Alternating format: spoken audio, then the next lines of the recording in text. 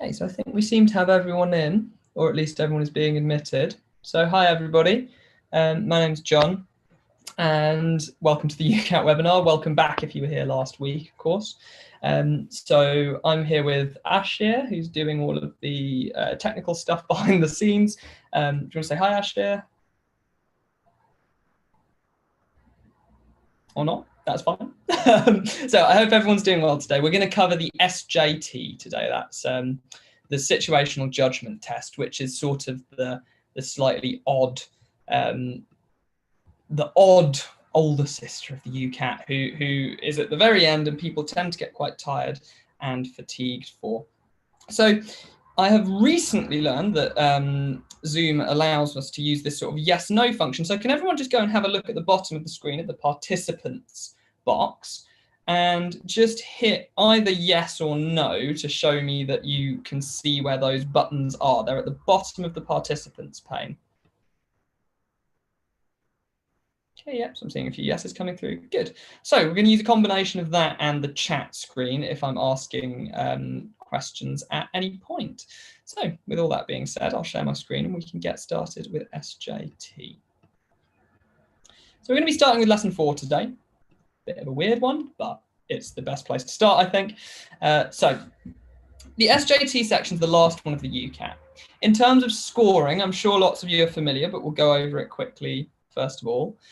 The UCAT SJT section is scored from band 1 to band 4, where band 1 is the absolute best and band 4 is the worst score you can get.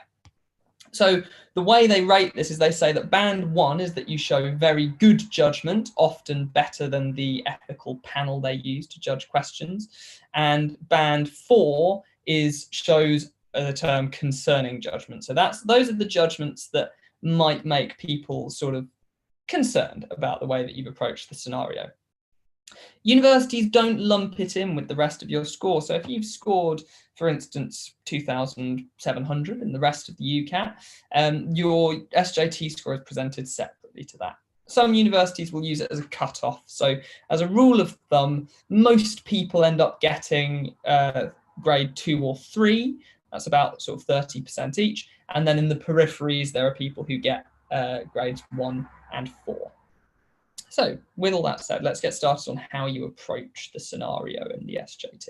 So what you'll be given is a short scenario, 2 or 3 sentences, and a response to that scenario. And you'll be asked how appropriate that response is, or how important a factor is to consider when choosing your response.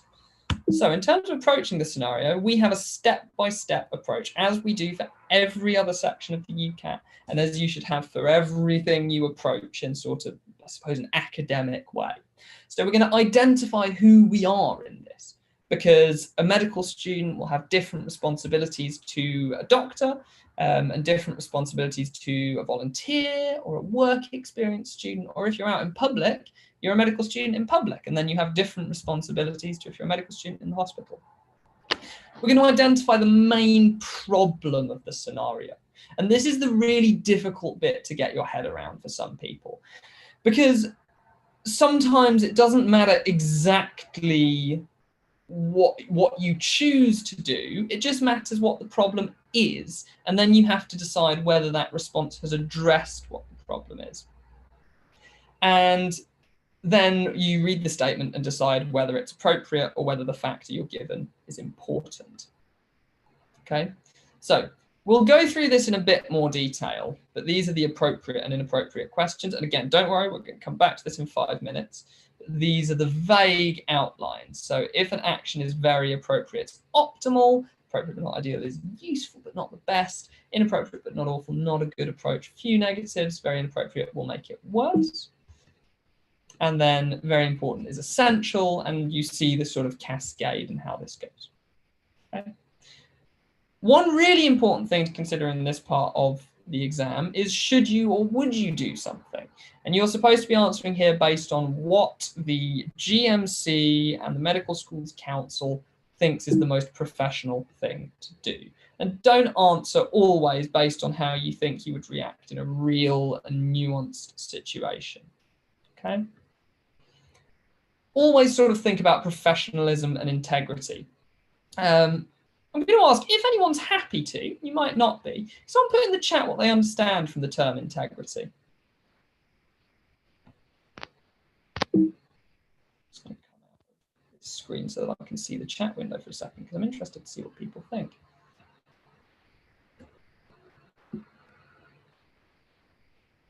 It's okay if not, I'll just leave a few seconds. Honesty. Yeah, Victor, a really good point. So integrity, you know, a huge part of this is honesty and is saying what the truth is and what's happened. Having strong morals, of course. So doing the right thing even when no one is looking. That's really important as well, isn't it? Because actually there are some mistakes you might make that could have caused harm and didn't. And what the GMC expects people to do is if harm could have been caused but none was, then you are supposed to go and tell people that that harm could have happened and record it as a near miss. And you're supposed to tell the patient that there was a near miss as well. So those are all really, really good points about integrity and how we use that. Screen again. And think again, what would a medical student do? What would your GP do? So let's just have a look at an example which I think a lot of people find interesting. And once again, I'm going to exit this screen. And this is where I ask you to use the participant window. Could people select the yes option if they would report this classmate and the no option if in practice they probably wouldn't report the classmate?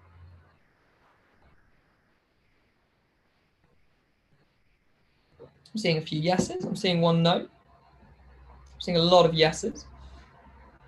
Okay, I'm seeing a couple of no's. And I think that this is a really good example of a case where actually a lot of people probably wouldn't report a friend, because remember that in real life we're dealing with more complex things, and people might, you know, be thinking as well about asking those friends what's happened and what's going on, and it's appreciating that things can be more nuanced.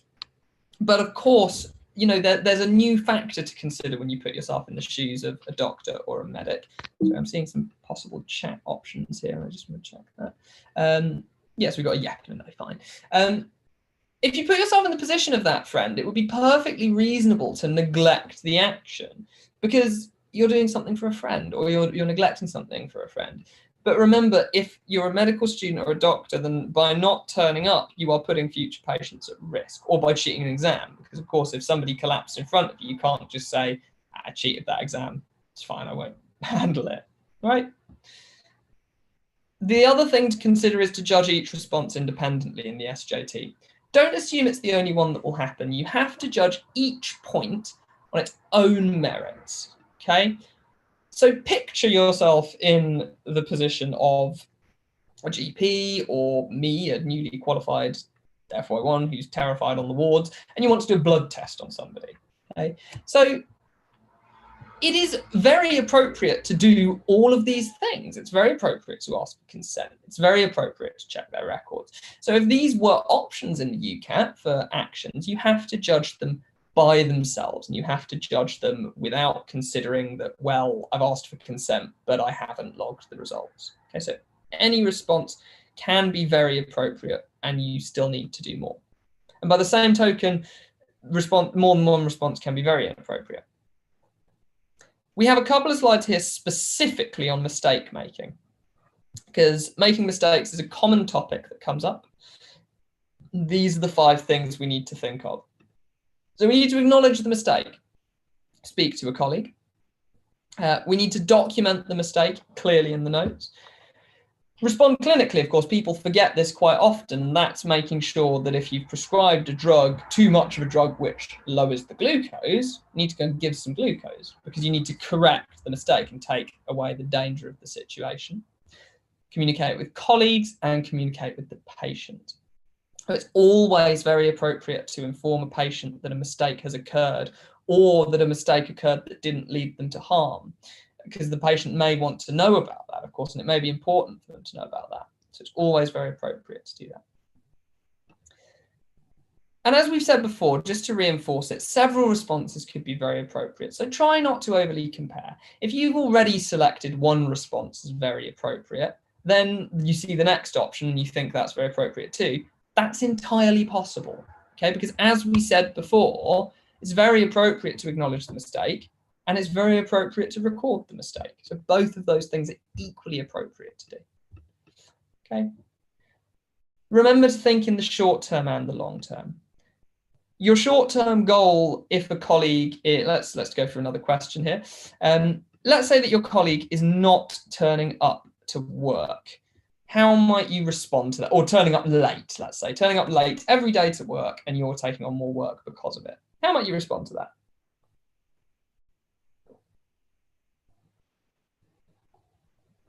Ask if they're okay. Yeah, perfect. So we're getting the hang of this, right? You might be worried about a colleague who's turning up late. What would be the wrong thing to do here?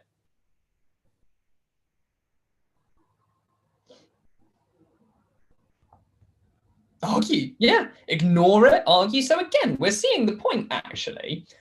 All of these would be inappropriate, wouldn't they? Arguing with them, ignoring it, telling them off. All of these things would be inappropriate. So our short-term goal in telling off this colleague, in having a go at them, might be to improve their behavior. And yes, it addresses the problem. Remember our 3 steps. We've identified that the problem is patient safety because our colleague isn't turning up. So we aim to address this problem by improving behavior, but we think in the long term as well. If we just shout at someone on the ward, they might not confide in you about what's wrong. Their confidence might be undermined. The team might be undermined. So think about how patient safety and all of those critical points are affected in the long term as well. Okay. You can always do a quick sense check, and these are the 4 sense checks that we recommend you do. We should always think, if we're addressing a problem, is this as local and direct as it can be? Does it put the patient at the forefront of your mind? Does it maintain the integrity of the profession? And is it the best possible response in the key domains when we're thinking about patient safety, confidentiality, and all of these things? Okay. I think we had a question coming through. Sorry, I just forgot to answer that actually. Let me just pull that up really quickly. We were asked if 2 of the responses in the mistake are the same.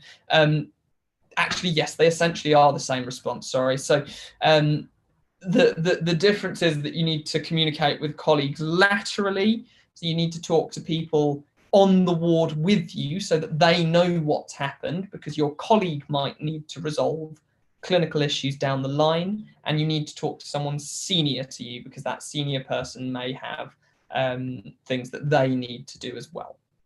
Okay. Remember what we said about keeping things local and raising to a higher authority only when it's necessary. Okay. So we're going to come back to this later. Again, I'm jumping around the slides a bit here. Sometimes I think it needs to be done. Okay. So we're going to start by talking about appropriateness questions. This is where we're going to start to get into our practice questions. So this is the first type of question you'll encounter. Scenario and whether the response is very appropriate, appropriate but not ideal, inappropriate but not awful, or very inappropriate. So again, we're coming out and I'm having a look at the chat. So I'm going to ask you to have put a few suggestions in the chat for me about very appropriate things that doctors might do. Or dentists or vets, sorry, because I know this covers those courses as well. I personally am a medic, so I know things. Smiling, yeah, definitely. Checking a patient's details, yeah. Of course, we don't want to do the wrong thing to the wrong patient, so checking details is always very appropriate.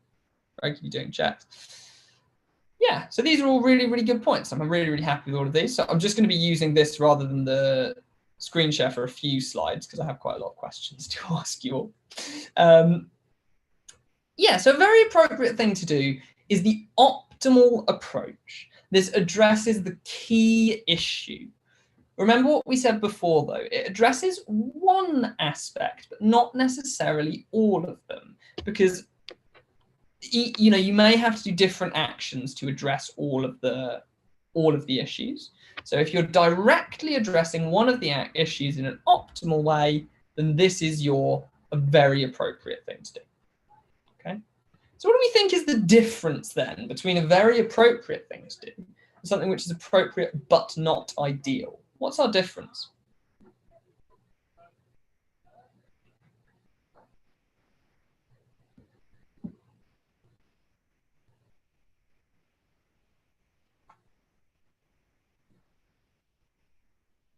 Any ideas? Yeah. So there might be a potential option that leads to a better outcome. It might indirectly address the issue. Yeah, and the good summary of that is good, but could have done something different. Do we think that there are ever severe negative consequences as a result of something which is appropriate but not ideal? No, right? This is not an answer which is going to have negative consequences. There aren't any negative consequences of this. But it doesn't necessarily mean it's a good thing to do. So the kind of negative consequence that you might have as a result of something which is appropriate but not ideal is a tone problem. So it might be a little bit too brusque or a little bit too rude. It might be that you're not sort of going through the proper channels. So if you address the problem, but you really should have addressed it with a different person, maybe that would be appropriate but not ideal. So yeah, it can be done, but it's not ideal. Okay, next up, you think of something which is inappropriate but not awful. So now we're getting into the inappropriate side. How do we distinguish that?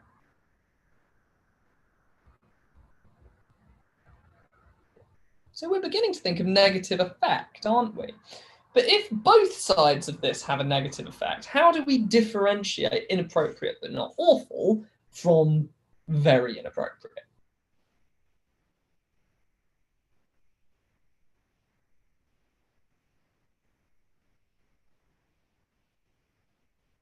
Can be resolved. Yeah, so it can be resolved, or one which is least negative. If it harms the patient, then very inappropriate. Yeah, so we're touching on the fact that there are some key issues here, aren't there? Like there are some key issues which will make it very inappropriate, like patient safety. So it shouldn't be done. Let's be very clear about this one. Inappropriate but not awful is something which shouldn't be done. If it did occur, though, it wouldn't be a disaster.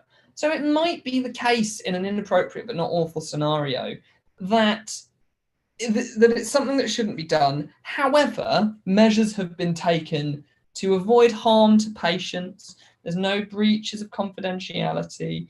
There's no issues of data handling, and there's really no issue of patient safety. Really, this section is checking whether you are a safe medical student, or whether you would make a safe medical student. What do we think of something that would be very inappropriate? Well, we've talked about this, haven't we? This is something which has potential negative consequences to patients or to public confidence. Why are we worried about public confidence in the profession? Can anyone tell me? There isn't much public confidence in sort of politicians, and they're doing fine, aren't they? So yeah, Jonathan, perfect. They might not approach doctors for help. The public may stop approaching doctors for help if they don't trust doctors. And even if they do approach them for help, there's things they might not tell them. So if people think that their confidentiality isn't sacrosanct in the NHS, more or less, then they may not tell people things to do with their sexual or their bowel health, or things that they worry other people will see them differently. Okay, so we've been through these types of response and the important ways to be thinking. So when I do SJT sessions, there are answers that we've marked as correct on these slides, and often, well, I will be arguing for these points. But the main thing that I want to get everyone doing is thinking. And the main thing I want to impress upon you is this: the only 100% valid way to practice SJT is to do the official UCAT Consortium SJT questions, because they use a panel of experts to decide, and we write the questions and we do discuss amongst each other. But of course, we're not ethical experts, so we don't have degrees in this. We don't have postgraduate degrees, so sometimes the questions may differ slightly. And to read good medical practice. Someone said we can't use Medify. No, you can absolutely use Medify. So you can use whatever resource you want. But the thing I think it's really important to get across is it's less important that whether you get the question right or wrong in SJT, and more important that you can understand the discussion around it. So if you're reading the document Good Medical Practice, if you're looking at the explanations on Medify or on MedicMind or in the 1,250 questions for the UCAT book or any of those things, as long as you're reading the explanations and you're understanding at least where the explanation is coming from, you will be constantly improving your skills in ethical reasoning. So that's what we're going for today. We're going for an improvement in skills in ethical reasoning, and we're going through some principles of good medical practice. So we're all on the same page. So let's have a look at this example. So what I'm going to do is ask people to put their answers in the chat for this one, and I will go by consensus, by what I think is the most common. And I should have mentioned you have about 20 seconds per question in the SJT section. So that's what I'll give you for this one.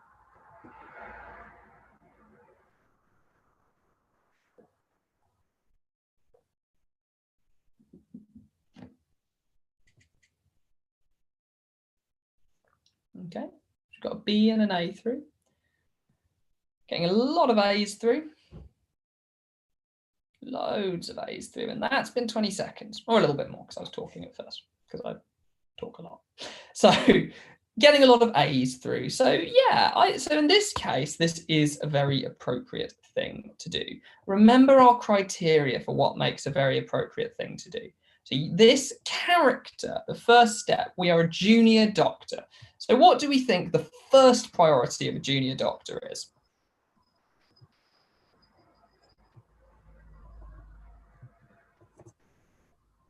Assist others. So yeah, so the first priority. So this is an interesting one, actually. First priority of a junior doctor is to assist others.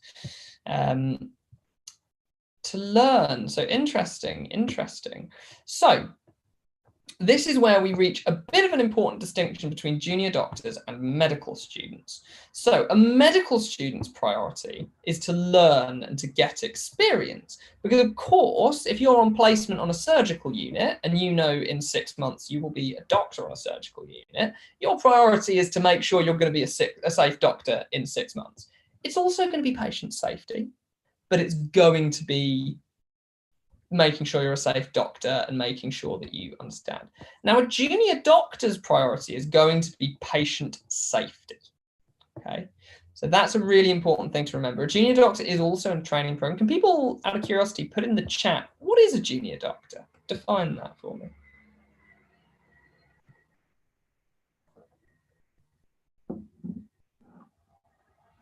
Yeah, perfect. And then a doctor who is not yet a consultant. Now, that means, it does mean a doctor in first or second year, FY1 or FY2 as they're called in the UK, but it does also mean any doctor on a training program who is not a consultant. So junior doctors can be junior anywhere from, if they want to be a GP, they'll do 2 years of foundation training and then 3 years of GP, so they'll be a junior doctor for 5 years. And if they want to be a let's go consultant neurosurgeon, that's fun. They'll do 2 years of FY1, FY2. They'll do a little bit of core surgical training, and then they'll do their specialty neurosurgery training. And then they will do their consultant certificate. And provided they do that all in one go, that'll take them about 10 years.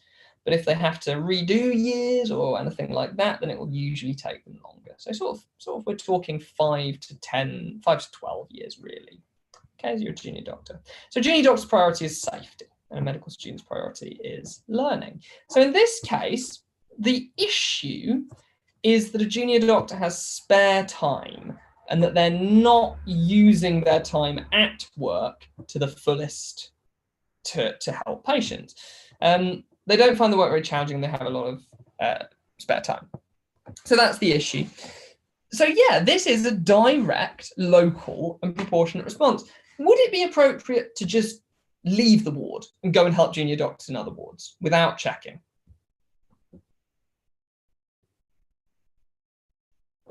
No, it would not be appropriate, would it? Because there would be a very real risk to patient safety there. So asking the consultant is the very reason this is very appropriate. Okay. Next question for you, another 20 seconds.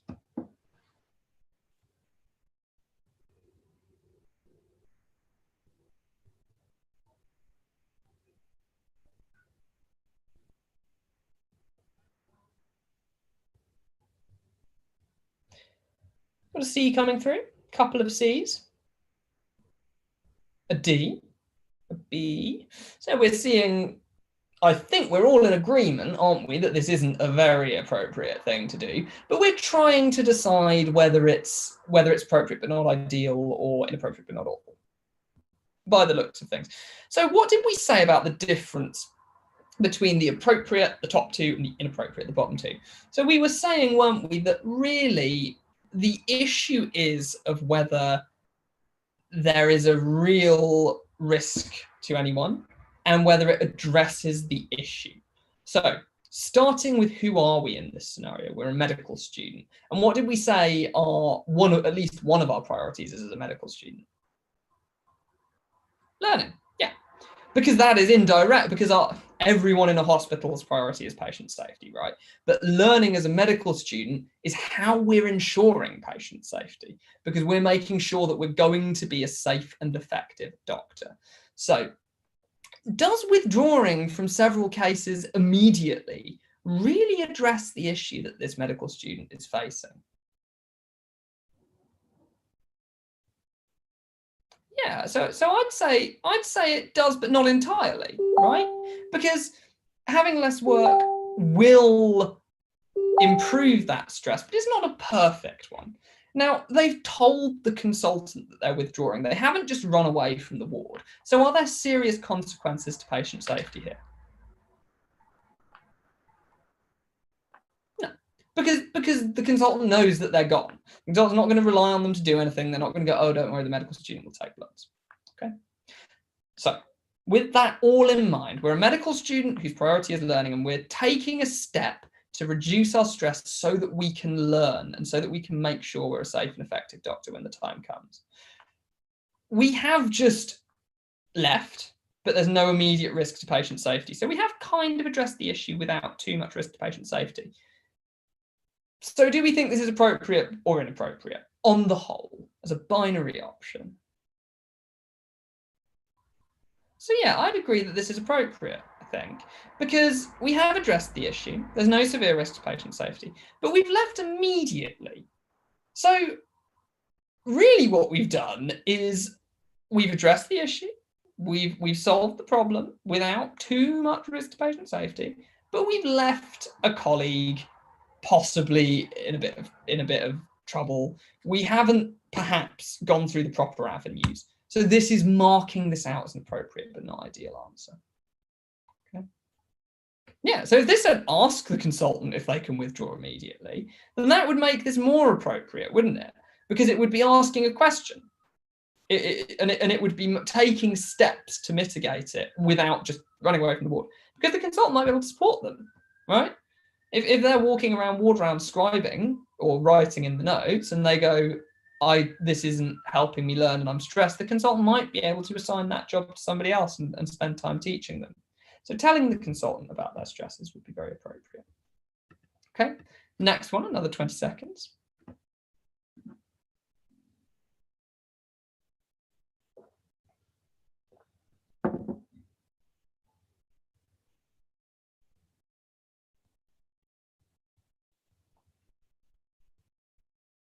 For anyone unfamiliar, a lumbar puncture is insertion of a needle into the spinal cavity to get some cerebrospinal fluid out. This is a very needly procedure. So that's been about 20 seconds. Seeing lots of B's, seeing a few C's coming in. So once again, we're going to go through our 3 steps. This is a junior doctor. Do we think a junior doctor can be reasonably expected to carry out a lumbar puncture?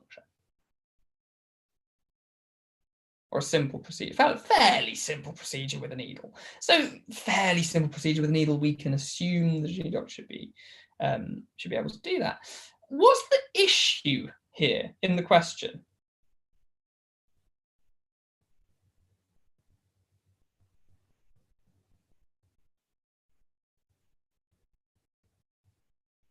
Needle phobia, yeah. So this is a really interesting question, I think, because a lot of people, when they see it, suddenly gravitate to the issue being that they can't do a lumbar puncture. But we haven't been told that they can't do that, okay? We've been told that they're scared of needles. So does this answer address the problem?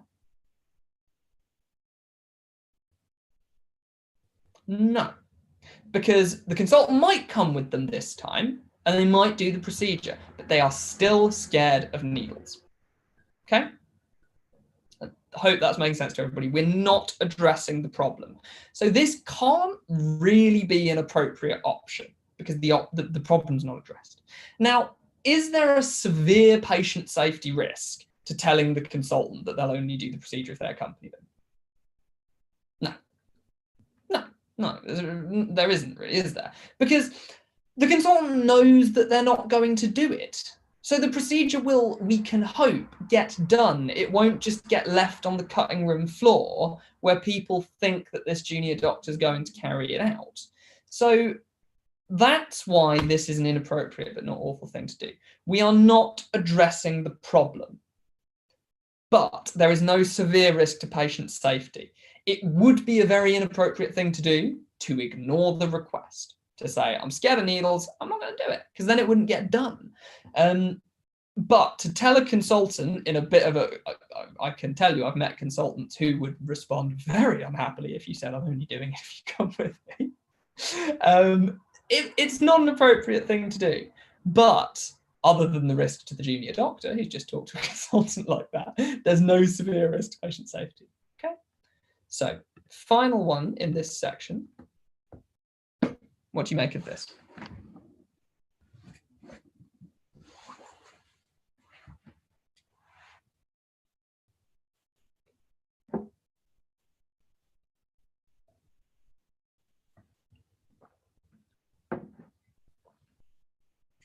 Yeah. An appropriate amount of option D rolling through. So once again, 3 steps. Who are we in this scenario? We're a medical student. Do we think a medical student is reasonably expected to be breaking bad news to patients? No. Why is a medical student not reasonably expected to be breaking bad news to patients? An N and a no separately. That's appropriately harsh. No, yeah. They're not fully qualified. Might get things wrong. And when you're breaking bad news, it's so important that you have all the information. So to tell her that you think it was probably so we're not getting onto that yet. I'm getting ahead of myself, which is easy to do in the SJT. So I'd really urge you to remember this 3-step response. What is the issue here?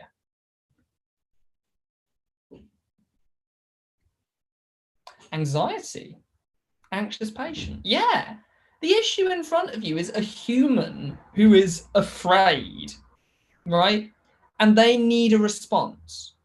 So to tell them that you think it was a success when you know that it probably wasn't, and you don't have all the information, what is that risking? It's lying, isn't it? It's lying, and lying risks undermining Halima's trust. So the GMC advises, this is an important thing to remember, that a medical student on the wards is often acting in the capacity of a doctor. And they say that because often you'll be on the wards in a set of scrubs with a stethoscope and a lanyard around your neck, and you might look indistinguishable from one of the doctors. So especially on wards with sort of care of the elderly wards and things like that, people will forget that you're not a doctor. So you need to act at all times as if you are, and to lie is never appropriate. Okay, undermines public trust, it undermines Halima's trust, and it's going to cause more harm down the line. And again, this is an example of the short term versus the long term. You might think that this is okay because you're alleviating her anxiety in the moment, or hopefully not too many people do, but some people would say that. But of course, in the long term, this is going to be a really serious issue. Okay, so there's our appropriacy questions. There is a new type, and there's another new type this year as well, which our slides haven't caught up with yet. So this is hot off the press. So this one's the slightly older new type, and this is the ranking response scenario. So you'll be given a scenario that looks a lot like this, and you'll be asked to rank 3 responses. Well, you'll be asked to rank 2 of the responses. We're going to come back to that in a minute because I want to talk to you about the new type. The new type is a binary response, and the binary response can either take the form of an appropriateness or an importance question. And the reason that we don't really have it in these slides yet One, because it's very new, but two, because you approach it in exactly the same way as you would approach an appropriateness or an importance question, but you don't have to distinguish between very appropriate and appropriate but not ideal, or inappropriate but not awful and very inappropriate. You will just be asked, is this appropriate or is this inappropriate? So be aware that those questions are now appearing. They're new this year. And if we have any further sort of SJT sessions throughout the year, we'll probably be updating the slides to include that. But for now, just don't worry too much. Be aware that they exist, and we'll talk about this question type. So what we'll do is give you 20 seconds to have a go at this. And you can put your M and your L, or your most and least appropriate, in the chat.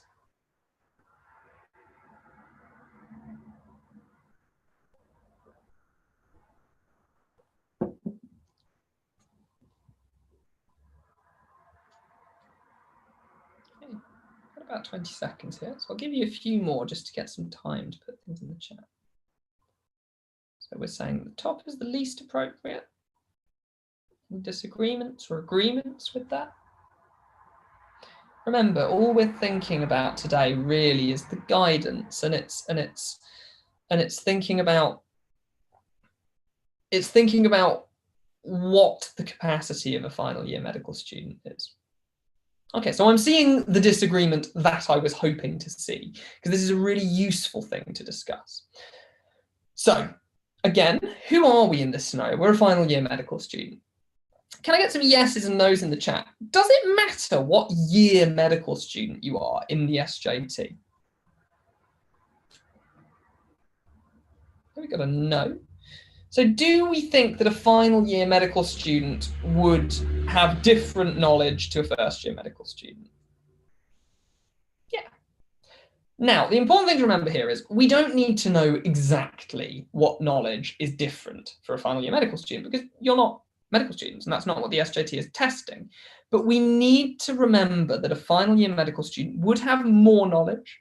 So this will be significant to the decisions that you make.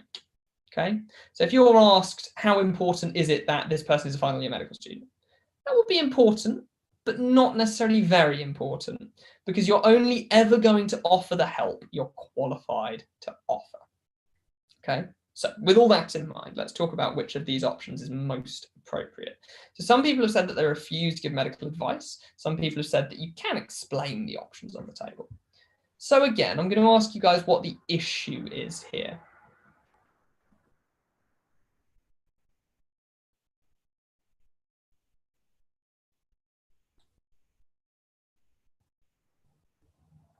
From the scenario alone, what's the issue? What are we worried about?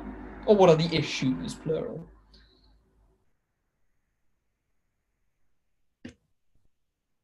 Patient seeking advice. Yeah, patient seeking advice. Unsure of the treatment. So have we been told, this is really important, have we been told that we're unsure of the treatment? Or is this, so we have to take this issue at face value, remember? And we haven't at any point been told that we don't know what chemo and radiotherapy are. So we can assume that the only real issues we're thinking about here are straight up qualifications. So am I actually qualified to be a doctor, which is an issue to be thinking about for sure. And an anxious relative or an anxious person. And of course, personal relationships. So that's also a useful thing to think about as family, friends. So let's assess our options individually. Does refusing to give any medical advice and explaining that they should talk to a doctor deal with an anxious relative?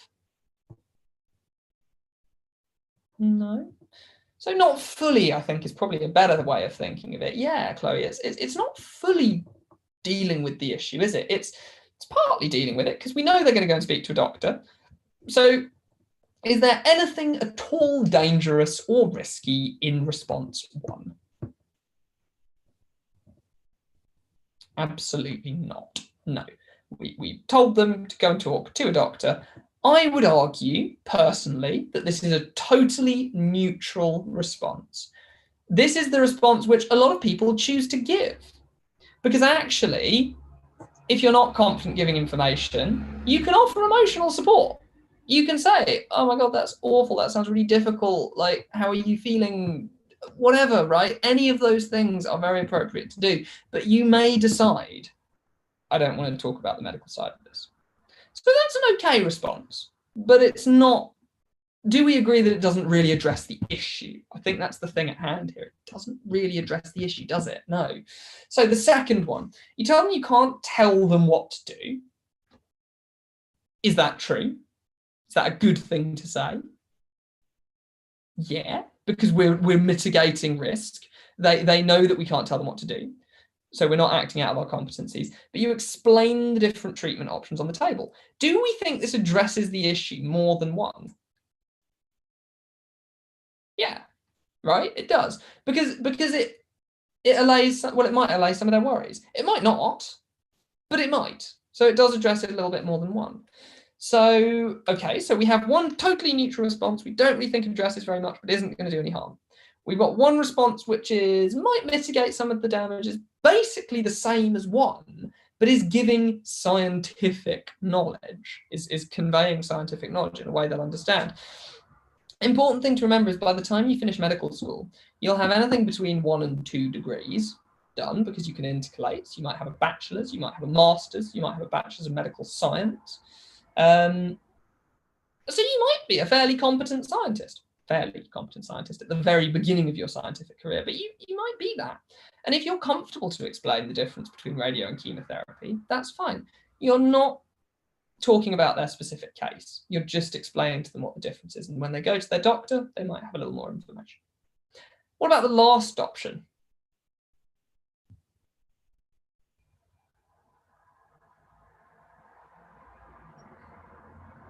Is that good or bad? Not a good response. Yeah. So I'm seeing, I always see this. I think people say a paper might be too complicated, a paper may be too complicated. So I'm going to ask anybody who has read PubMed scientific papers, how long does it usually take you to read a scientific paper? Long, really long. I'm going to put my hand up and say, as somebody who has read far more papers than I want to, so I've just finished a meta-analysis of about 300 papers, still takes me about 2 to 3 hours to read a paper. It's really long, and it takes a long time for people who are well versed in scientific papers, right? It's really difficult. So to give it to somebody who's not medically qualified probably isn't going to do very much. It's certainly not going to address the issue. Are there any risks to giving somebody a paper?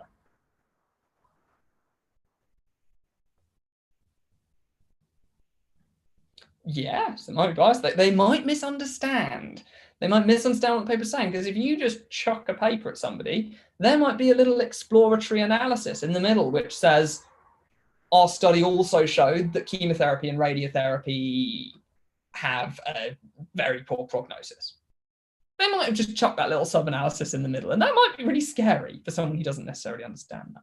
So in that respect, then, our neutral option isn't going to be selected. We don't need to, because we've just been asked for the most and least appropriate. So most appropriate, we're mitigating risk by telling them we can't tell them what to do. We're explaining different treatment options on the table using our scientific knowledge, but not our clinical knowledge, to help them understand, to give them more context. We're not saying that this is the ideal response. We're just saying it's the most appropriate of the three. And you can't help directly, but offer a recent paper. That's least appropriate. Again, we're not saying that's very inappropriate. We're just saying that's the least appropriate of the three options. So that's the thing to remember with these selection questions. Okay, now we're on to importance questions. And these are really the only types of questions you need to understand: appropriateness, rank, binary, and importance. That's it. So we're on to importance. Very important. What do we think makes a factor very important to consider?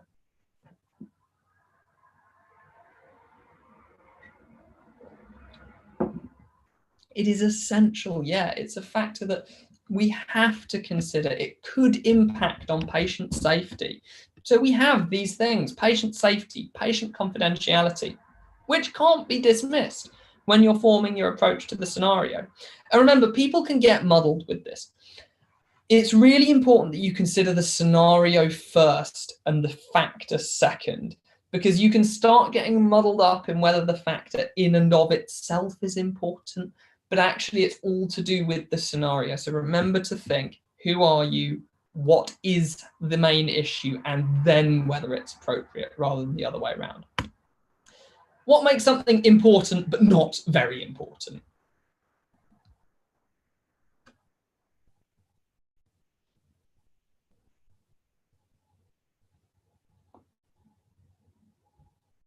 Yeah, indirect.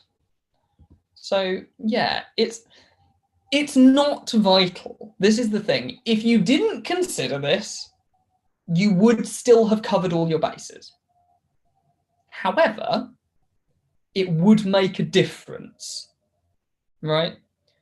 So that's the difference between this one. Of minor importance, we're beginning to think about something which we could take into account, but we don't have to. So the difference between these two is this is something that we don't have to take into account, but if we do, our response will be better. This is something which we don't have to take into account, and if we do, it might slightly influence our response, but it also might not, right? So it's kind of, this one's the meh one. This one's the one which is, I'm not worried if I don't consider it. This one's, if I'm considering it, I'm improving my response, but it's not indispensable. And then finally, not important at all. This is something which we actively shouldn't take into account. If we take this into account, we're doing something wrong. Okay? Practices. 20 seconds for this.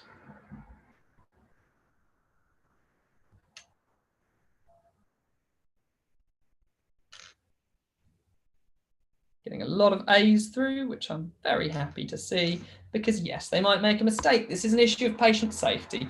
Think laterally around the factor, okay? So that they make a mistake. They haven't actually chucked the word patient safety in your face, but this does affect patient safety because a mistake is a patient safety issue. What about this one? This one's a tricky one. People get stuck with this one.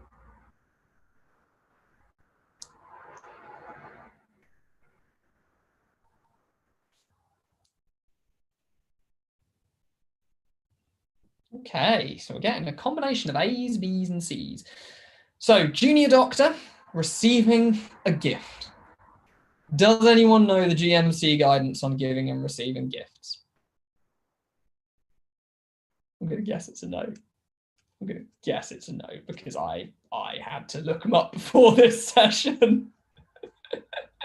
So, it is allowed in certain circumstances, but is the issue here sort of, this is a really difficult one to explain.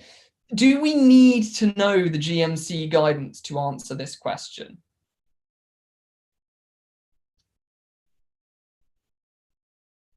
No, right? Because these are the circumstances in which the gift is given. And if I look at what people think of the GMC guidance, I've got cannot have a large value. It's not allowed. People are largely focusing, I think, in their heads on what the gift is rather than the specific circumstances. Okay, so I will tell you what the GMC guidance is for your interest. The GMC guidance is that doctors are not allowed to accept gifts which do or might be seen to influence their decisions or induce bias. Okay, so which do or might be seen to induce bias, and they have to register all gifts over the value of £100 with GMC. Okay, so in this scenario, following the guidance, the doctor can probably accept the gift, but that's not the issue. The issue is how important is it that the patient is a regular and the gift is linked. To register is they have to tell the GMC if they've received a gift over £100. So the patient's a regular in the practice and the gift is linked to a particular situation. Really, the very important thing to consider here, and the important thing to remember for the SJT, is the GMC guidance. We don't have to know it, we just have to know that it's important to consider. And the vague circumstances of the gift, do people think, without remembering the GMC guidance, without thinking about the GMC guidance, do these two things sound like they're going to be indispensably important? No. They sound a bit circumstantial, they sound a bit kind of a bit bitty. So yeah, this is important, But really, the indispensable thing to consider is what the guidance says if you don't know the guidance. And the really indispensable thing to consider is, could people see that this gift would be influencing the doctor? This stuff would help you make your decision, but it wouldn't be the critical point. Okay. Next one up, we're going to go really quickly through these last two because we'd like to get onto the Q&A. We try to compensate for their absence. Have a go at this one.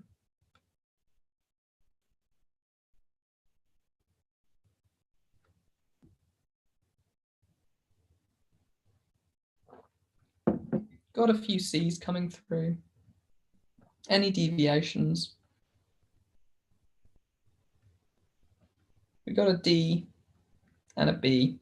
Okay, fine. So once again, guys, I'm just going to implore you to remember you're a junior doctor, and the issue here is that there is not enough staffing on the ward, and that it's because a colleague is leaving. So what is the indispensable factor that we have to consider when we approach this scenario?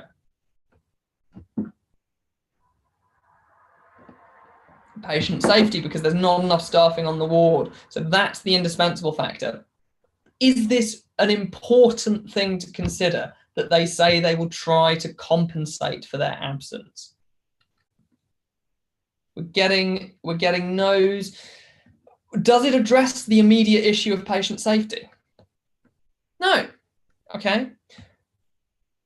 Would it be a bad thing if you took this into consideration in how you approach the scenario? No. There are no bad consequences. This isn't something that if you're talking to them and they go, yeah, I'm sorry, I'll help you out later in the week, you're allowed to take that into account. So where does this land us? What answer option?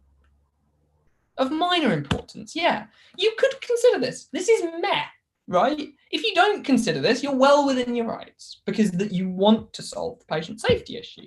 But if you realise that this will help later in the week and they're showing willing to help later in the week, you could use it in your decision making. And finally, last question of the day. You guys have done amazingly. It's a Wednesday evening. Showing up for an hour like this is really impressive.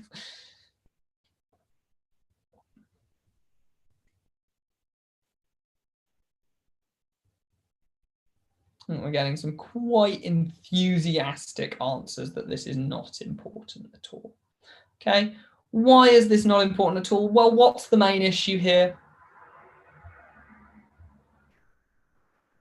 Patient safety. And if the junior doctor takes this into account, what are they likely to do? Or what are they less likely to do? It's probably a better question. Yeah, they're less likely to report it, and reporting it is what is going to solve this problem. So it is everybody's responsibility to take action when patient safety is at risk. It is everyone's, regardless of how they feel and how afraid they are to do that, because the patient comes first. Remember, does the response put the patient first? Okay. And that's that. We've approached the scenario. We've covered the common question types. And I hope everyone's more sort of confident with that. The two things I want to leave you guys with are, remember that three-stage approach. Remember to work out who you are, what the issue is, and then tackle the scenario based on that. And try to have a read of good medical practice, because that has a lot of guidelines in it that will help you better understand situations. It's a really boring document of about 30 pages. If you settle down with a nice cup of tea or coffee or your drink of choice, you can probably manage it in half an hour to an hour, and it's a useful thing to do. Okay, it's good medical practice. So I think that's everything. So I'm going to ask Ashir if you want to take over. Perfect. Thank you so much for that, John. You guys have done amazingly. This is the end of our webinar series for the Year 12s this year. We will continue running webinars for students who have access to the online course. So if you're interested in getting access to that, it's got all the videos and all the tutorials for the UCAT and you can go to our website to get that. But if you've really enjoyed this series, it'd be fantastic if you guys can just leave us a quick review. John puts a lot of effort into these just to make sure you guys can, get the best experience and make sure you, translate it into good practice on your actual test. So if you can leave him a quick review as well as us, that would be fantastic. If you are, happy to do that, I'll leave this QR code for you guys. If you're happy to stick around. Thank you so much for everything, John. You've done amazing, and I'm sure everybody else agrees. And if you guys have any... Thanks for managing all the tech for it. Yeah. Another thing that we have going on is the UCAT Live Days. Now, John will be doing some of these as well. These are basically 9 till 4 events that we run every Sunday. And you might see some of our top tutors, such as John, hosting these. We go through the entire UCAT curriculum in quite a bit of depth. You'd get some very sort of time-efficient techniques that we teach students. And if you are keen to get involved with these, feel free to do so. And anyone who books this for the next week, the one that we've got running this Sunday, you do get half an hour free one-to-one tutoring as well, that we normally organize over WhatsApp for you to discuss, any specific points you have with the UCAT. It can be in any section. So if you're keen to book that, you can use this code over here. You can screenshot this if you'd like, and as soon as you book, you do get a Zoom invite link for that Sunday. Thanks so much for sharing the link, John, as well. These are recorded, and we'll send this recording link to you over WhatsApp as well.